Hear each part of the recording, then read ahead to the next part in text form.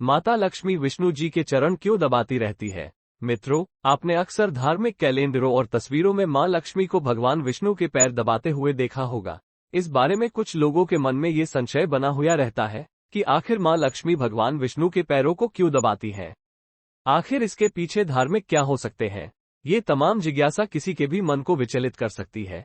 तो मित्रों, आइए हम आपको विष्णु पुराण और धार्मिक पुस्तकों और पौराणिक मान्यताओं के अनुसार बताते हैं कि आखिर माता लक्ष्मी भगवान विष्णु के पैर क्यों दबाती है। तो आइए जानते हैं इसके पीछे का कारण। नमस्कार मित्रों, स्वागत है आप सभी का एक बार फिर हमारे रहस्य चैनल पर। मित्रों, माता लक्ष्मी के नारद मुनि को बताया अनुसार मनुष्य से लेकर भगवान तक सभी ग्रह उन पर प्रभाव डालते हैं। श्री हरि के चरण दबाने से इन ग्रहों का अशुभ प्रभाव समाप्त हो जाता है, तो वह अपने श्री हरि के पैर दबाती है। स्त्री के हाथ में देवताओं के सर्वोच्च स्वामी गुरु का वास होता है। राक्षसों के गुरु शुक्राचार्य मनुष्यों के चरणों में निवास करते हैं। जब पत्नी अपने पति के पैर दबाती है तो ग्रहों के दुष्प्रभाव से बचने के साथ साथ धन का भी निर्माण होता है। ऐसा कहा जाता है कि देवी लक्ष्मी के भगवान विष्णु के चरणों के पास होने का एक और कारण है।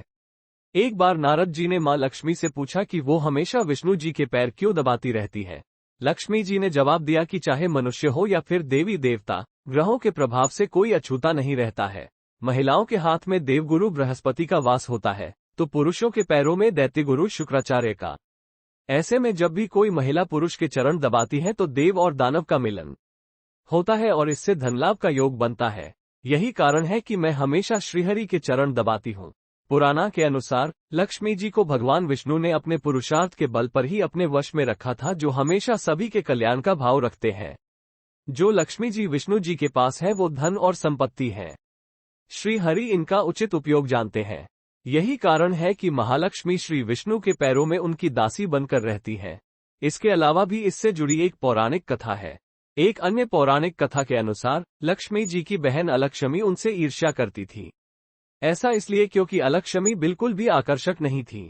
उनकी आंखें भड़कीली, बाल फैले हुए और बड़े बड़े दांत थे।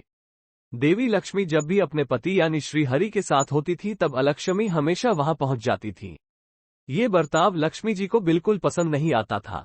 उन्होंने अलक्ष्मी से कहा कि तुम मुझे और मेरे पति को अकेला क्यों नहीं छोड़ देती। तब अलक्ष्मी ने कहा कि उनकी कोई पूजा नहीं करता है, इसलिए जहां भी लक्ष्मी जी जाएंगी वो वहां उनके साथ आएगी। ये सुन देवी लक्ष्मी क्रोधित हो गई और अलक्ष्मी को शाप दे दिया। उन्होंने कहा कि मृत्यु के देवता तुम्हारे पति हैं। गंदगी, ईर्ष्या, लालच, आलस, रोष जहां भी होगा तुम वहीं निवास करोगी। ऐसे में मां लक्ष्मी हमेशा ही अपने पति के चरणों की गंदगी दूर करती रहती है, जिससे अलक्ष्मी कभी भी उनके पास न आ पाए। कहा जाता है कि सौभाग्य और दुर्भाग्य एक साथ चलते हैं। ऐसे में दुर्भाग्य कई बार आपके जीवन में प्रवेश करने के मौके तलाशता रहता है। अलक्ष्मी भी इसी तरह घर के बाहर बैठकर लक्ष्मी के जाने का इंतजार करती है। जहां पर गंदगी मौजूद होती है या लालच और ईर्ष्या होती है वहां पर कलह और कलेश का वातावरण बन जाता है। इससे ये संकेत मिलता है कि घर में अलक्ष्मी का प्रवेश हो चुका है। ऐसे में लोगों को मां लक्ष्मी की पूजा निरंतर करते रहना चाहिए, जिससे अलक्ष्मी घर में प्रवेश न कर पाए। मित्रों, अगर आपको हमारे द्वारा इस वीडियो के माध्यम से दी गई जानकारी पसंद आई हो और अगर आप इसी तरह की और वीडियोस देखना चाहते हैं तो हमारे चैनल को लाइक, शेयर और सब्सक्राइब करें।